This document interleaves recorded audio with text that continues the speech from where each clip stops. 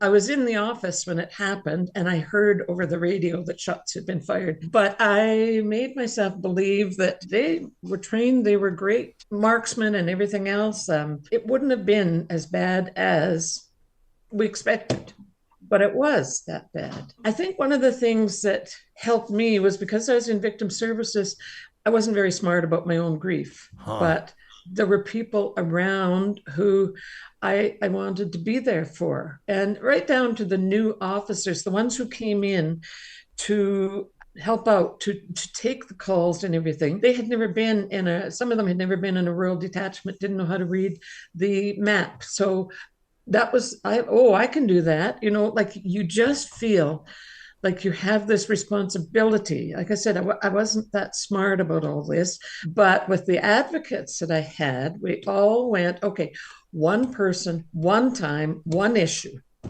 and that's how we got through it all. The Fallen for tragedy is always going to be attached to the story of Mayerthorpe. It's part of the ethos of the community now. I think part of the legacy, and this comes from my days as a realtor, because I was on the boots on the ground doing that job after the tragedy. And it's funny though, the first new member that transferred in to be full-time in our detachment, I went to him and I said, wow, what does it feel like to be posted here in Mayerthorpe? And he looked me square in the eye and he said, I requested to come here. Wow. I asked to be here.